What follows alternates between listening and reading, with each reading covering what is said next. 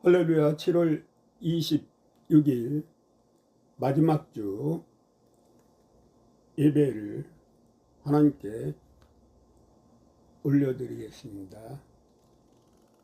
오늘 본문 말씀은 시편 119편 65절에서 72절이고 설교 제목은 고난이 내게 유익이라. 오늘 설교를 통하여 전하는 자나 받는 자가 큰 은혜 받는 시간 되도록 하겠습니다. 본문 말씀 시편 119편 65절에서 72절을 낭독해 주시기 바랍니다.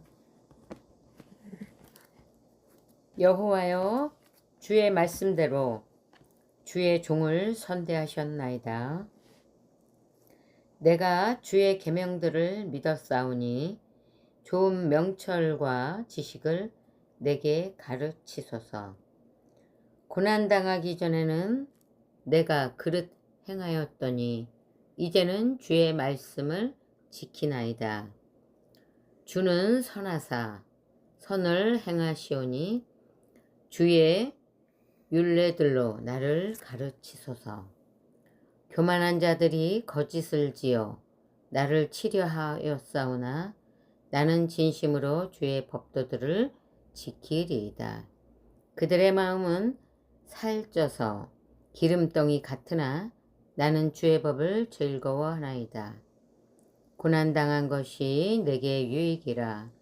이로 말미암아 내가 주의 율례들을 배우게 되었나이다. 주의 입의 법이 내게는 천천 금은보다 좋으니이다. 아멘. 아멘. 오늘 시편 119편 65절에서 72절 본문 말씀을 가지고 고난이 내게 유익이라. 고난은 위장된 축복이라고 다른 말로 할 수 있겠죠. 71절에 고난당한 것이 내게 유익이라. 이로 말미암아 내가 주의 율례들을 배우게 되었나이다.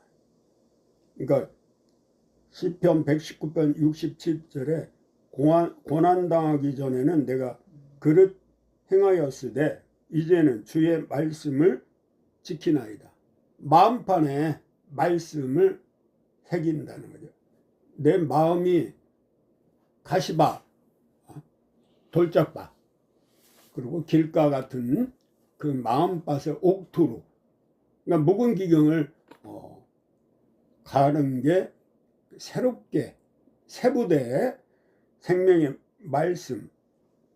그러니까 우리가 이 다윗이 골리앗 쓰러뜨릴 때도 말씀에 의지하여 물맷돌을 던지니까 다윗의 그 작은 물맷돌이 골리앗의 이마를 정통으로 맞아 승리할 수 있었죠. 72절에 주의 입의 법이 내게는 천천 금은보다 좋으니라. 그러니까 우리가 밭에 금은보화를 발견해요. 집에 들어가 모든 재산을 팔고 그 밭을 산 것처럼 저도 역시 다윗이 고백한 이 시편 119편 65에서 72절, 그 특히 67의 7절하고 71절을 이 거듭난 새로운 삶을 살고 보니까 주의 말씀이 내 입의 꿀송이처럼 다른 것 같아요. 사람은 누구나 고난을 싫어해요. 우리가 환난, 곤고함, 핍박, 질병, 사고, 실패, 배신, 경제적인 어려움, 상처와 트라우마. 우리는 왜 나에게 이런 일이 일어났습니까? 라고 하나님께 묻기도 합니다. 그러나 성경은 놀라운 말씀을 하십니다. 고난이 유익이다. 세상은 고난을 저주라고 말하지만 하나님은 고난을 축복의 통로로 우리를 사용하십니다. 오늘 우리는 하나님께서 왜 고난을 허락하시는지 함께 살펴보겠습니다. 첫 번째로 고난은 우리를 하나님께 돌아오게 합니다. 본문 67절 고난당하기 전에는 내가 그릇 행하였더니 이제는 주의 말씀을 지키나이다. 다윗은 고난이 있기 전에는 자기 뜻대로 살았습니다. 그러나 고난을 통하여 하나님께 돌아왔습니다. 우리가 회개, 하말테라고 그러잖아요. 이 방향이 핀트가 안 맞는 게 관역을 해서 바로 우리가 뉴턴이라고 그러잖아요. 사람은 평안할 때보다 아플 때 기도합니다. 병원에 누워 있을 때 하나님을 더 찾습니다. 저도 한때 당뇨 합병증으로 33가지 질병 중에 가장 심한 당뇨 합병증에 골수염으로 다리를 절단할 위기에 있을 때 손을 하늘을 높이 들고 간절히 기도하고 또 하나님이 치료해 주셨습니다. 실패할 때 또 말씀을 붙잡고 승리합니다. 그래서 하나님은 우리를 버리시기 위해 고난을 주시는 것이 아니라 돌아오게 하시기 위한 허락한 일이십니다. 다윗도 고난 가운데 울었습니다. 시편 38편에 내 상처가 썩어 악취가 나오고 마음이 불안하여 신음하였다고 고백합니다. 그러나 결국 다윗은 여호와는 나의 목자시니 라고 고백하는 믿음의 사람이 되었습니다. 그 유명한 시죠. 시편 23편 1절에서 6절 우리 아들 진한이의 외할아버지가 묘수의 묘비명을 이 시편 23편 1절 말씀을 유언으로 해달라고 하셨어요. 예화를 하나 들어보겠습니다. 기간제 체육교사였던 한정원 교사의 일입니다. 대개 교사 임용하는 게 힘들어요. 제 옆집에 누님이 하나 있었는데 임용이 길어지니까 이분이 미쳐갖고 자살해서 돌아가셨어요. 충격적이었어요. 저한테는. 굉장히 저를 이뻐하던 분인데 이 한정원 교사도 5번 이나 임용 시험에 떨어졌다고 합니다. 그러니까 절망 가운데 있던 어느 날 또 교사로 임용되고 그 기쁨을 가시기 전에 수련회 같은 교사 연합에서 가다가 트럭에 치여서 다리 한쪽을 절단 하게 됐어요. 근데 체육교사란 말이죠. 그래서 모든 것이 끝난 줄 알았습니다. 그러나 그는 하나님께 기도하는 중 내가 너에게 새 신을 주겠다는 하나님의 음성을 마음에 품었습니다. 절망되신 소명을 붙들었고 마침내 장애를 극복하고 많은 사람에게 희망을 전하는 삶을 살게 되었습니다. 배드민턴 하면 금메달 따고 국가대표로, 배구에도 금메달 따고, 또 TV 외국 보니까 그 장애인 한쪽 발로 골프를 하는 걸 보고 골프에 도전해서 국제대회에서 번번이 금상을 수상하고 지금도 여전히 학교에 근무하면서 학원의 복음화를 희망을 미래에 도전을 주고 있습니다. 고난은 끝이 아니라 새로운 시작입니다. 두 번째, 고난은 우리를 연단하여 순금같이 믿음을 만듭니다. 본문 71절, 고난당한 것이 내게 유익이라. 그 고난의 대명사 한 사람을 꼽으면 누굴까요? 창세기부터 요한계시록 안에 고난의 대명사 인물을 뽑으려면 누굴까요? 아브라함, 이삭, 야곱, 요셉 쭉쭉 나가지만은 제가 볼 때 구약에는 욥, 신약에는 바울.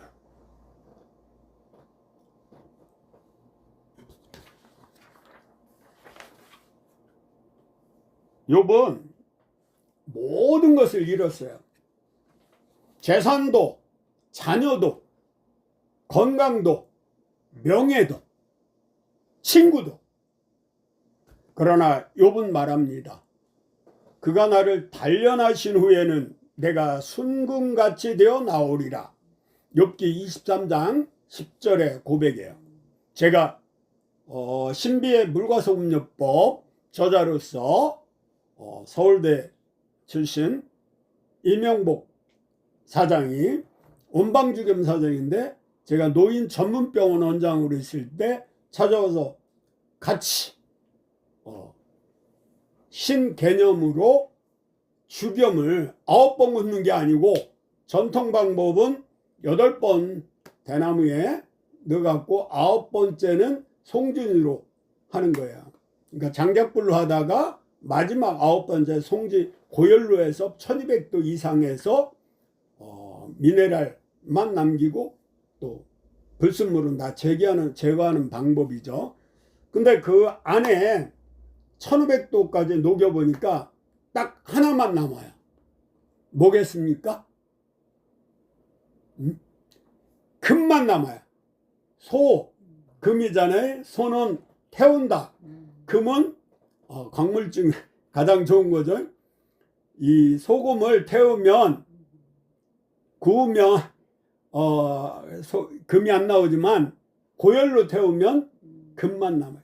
우리가 재련 과정에서 보면 순도 99% 그게 1500도예요.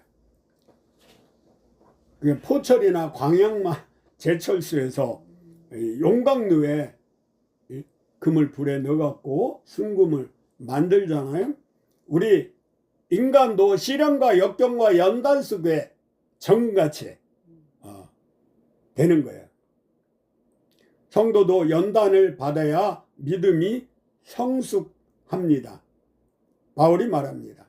환난은 인내를, 인내는 연단을, 연단은 소망을 이룬다. 로마서 5장 3절에서 4절.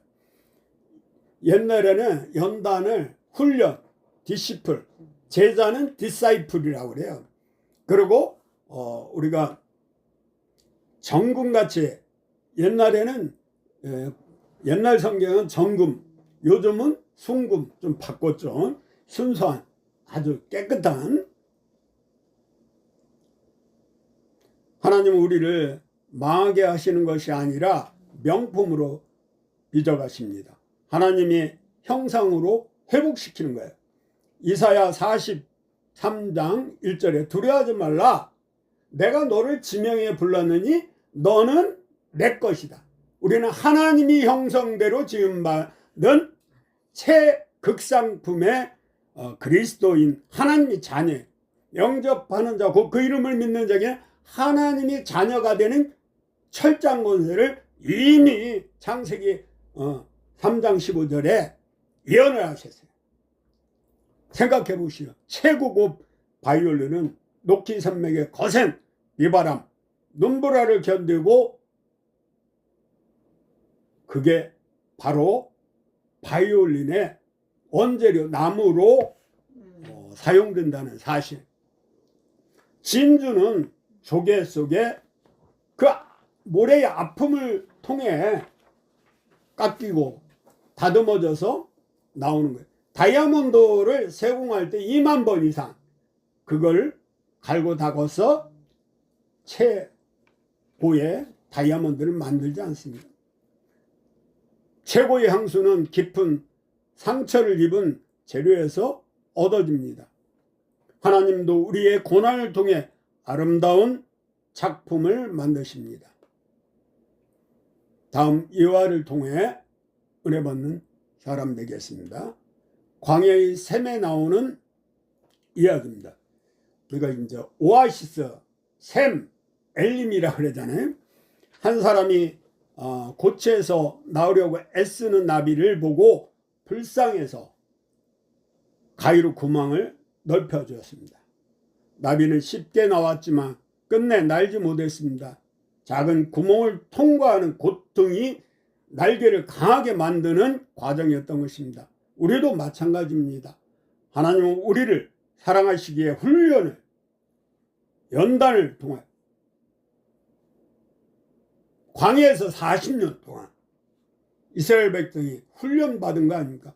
그래서 광야 교회라고 하기도 해요. 우리의 싸움은 혈과 육이 아니요 정사와 권사와 하나님 악의 영의 그 대적, 영적 전쟁을 하기 때문에 병약하거나 유약하거나 여리여리한 마음으로는 이 사단, 마귀, 옛뱀, 악한 영을 물리칠 수가 없는 거예요. 세 번째, 고난대에는 반드시 하나님의 영광이 있습니다. 예수님도 고난을 피하지 않으셨습니다. 겟세마네 동산에서 내 마음이 심히 고민하여 죽게 되었다고 말씀하시고 십자가에서 엘리 엘리 나마 사박다니라고 외치셨습니다. 그러나 십자가대에는 부활이 있었습니다. 고난대에는 영광이 있었습니다.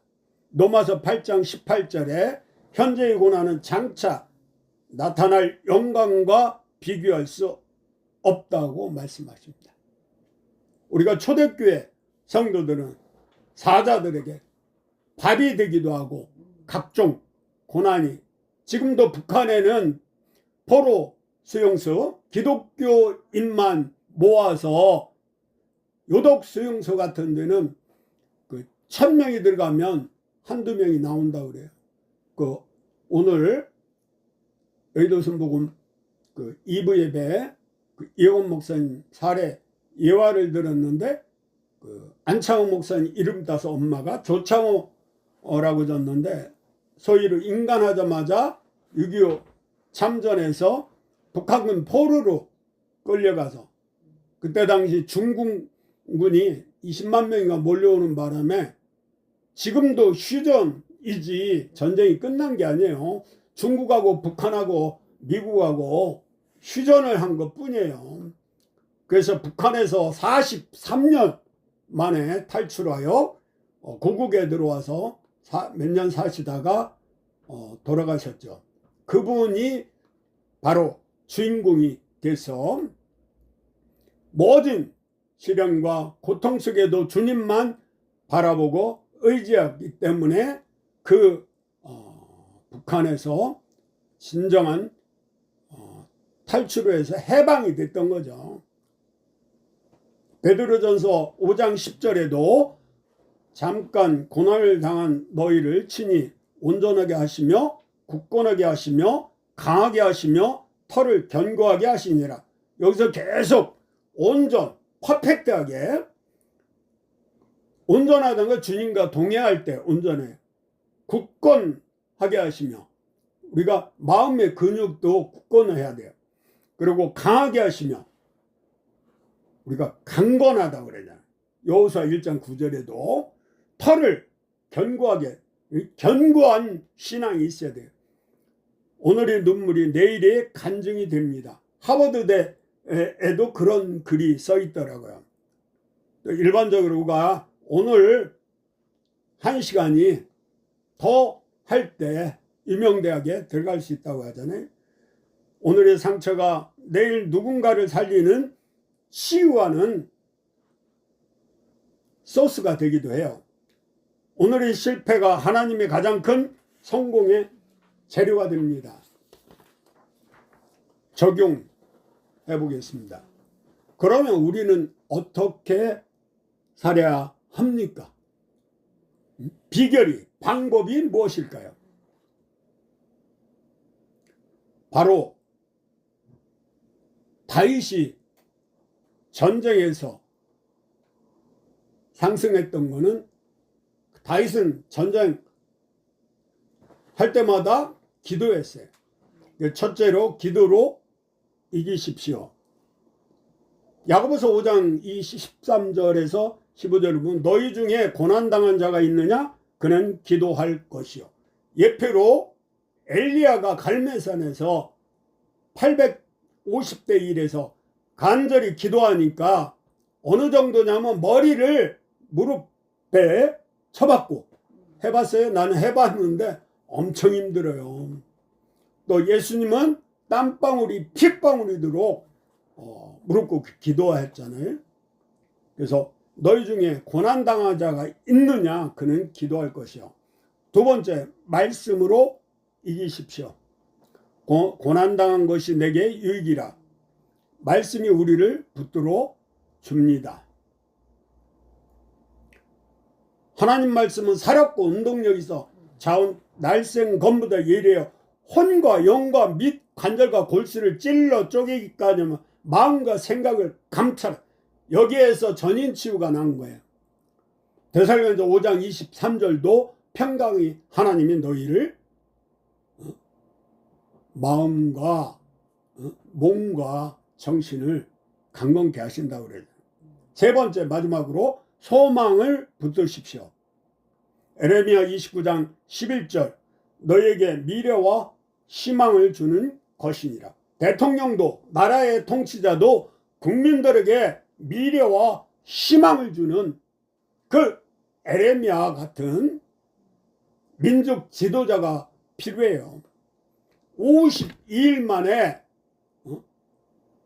산발라 도비아 같은 아주 간악한 무리들을 기도로, 에레미야는 시작해서 끝장에 보면 기도로 마쳐요. 그래서 우리가 고린도전서 13장 13절에 보면 믿음, 소망, 사랑, 이 중에 제일은 사랑이라고 그러잖아요. 우리는 하나님 그 그늘 안에 그 독수리가 날개치고 올라간 같이 우리는 새 힘을 날마다 공급받아야 돼. 하나님은 절망을 계획하지 않으십니다. 반드시 소망을 준비하십시오. 제가 어렸을 때 보이셔서 MBC에서 소년 야망을 가져라, 소망을 가져라. 요셉은 어렸을 때 꿈을 꾸고 그 미래와 희망을 잃지 않았거든요. 맺는 말씀을 드리겠습니다. 사랑하는 성도 여러분, 혹시 지금 병환 중에 있습니까?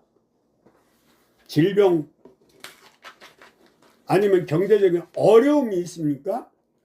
가정의 이별이나 또한 이혼이나 아니면 그 상실감에 빠져 있습니까? 마음이 아픈 일이 있습니까?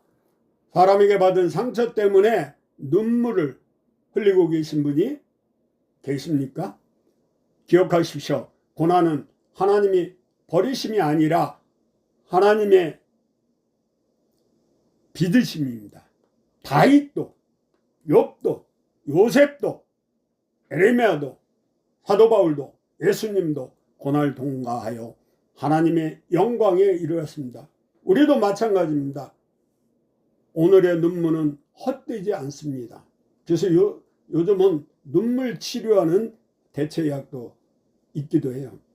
하나님께서는 우리의 모든 고난을 합력하여 선을 이루실 것입니다. 로마서 8장 28절을 마음판에 새기기 바랍니다. 그러므로 시편 기자의 고백이 우리의 고백이 되길 바랍니다. 고난당한 것이 내게 유익이라. 이로 말미암아 내가 주의 율례를 배우게 되었나이다. 시편 119편 71편을 늘 마음속에 새겨두시기 바랍니다. 데살로니가서 5장 16절에 18절 항상 기뻐하라, 쉬지 말고 기도하라, 범사에 감사하라. 이는 그리스도 예수 안에서 너희를 향하신 하나님의 뜻이라. 마귀는 슬퍼하고 미워하고 다투고 모든 악한 생각을 넣어줘요. 분열에 아주 달인에 시기하고 질투하고 사기치게 하고, 오늘날 우리나라 대한민국이 범죄자 천국이 되어서 우리 그리스도인을 핍박하고 앞으로 더 많은 고난이 당할 것입니다. 우리는 누구를 봐야겠습니까? 말씀과 기도로 거룩한 삶을 있는 자리에서 나라와 민족을 위해 기도하고 또 서로 모여서 합력하여 선을 이루어야겠습니다. 마지막 말씀을 드리고 마치겠습니다. 요한복음 14장 6절, 예수께서 이르시되 내가 곧 길이요 진리요 생명이니 나로 말미 않고는 아버지께 올 자가 없느니라. 사도행전 4장 12절에 천하 만민에게 구원받을 자는 예수 그리스도 이름 외에 없다. 우리가 천국 가는 길이요 또 진리요 생명인 예수님만 바라보고 의지하고 나간다면 죽음이나 죄나 율법이나 어떠한 사건, 자기 자신에게도 온전한 자유함을 얻고 자유를 공포하는 예수님의 참된 제자가 될 수 있습니다. 아멘. 이것으로 오늘 예배를 마치겠습니다.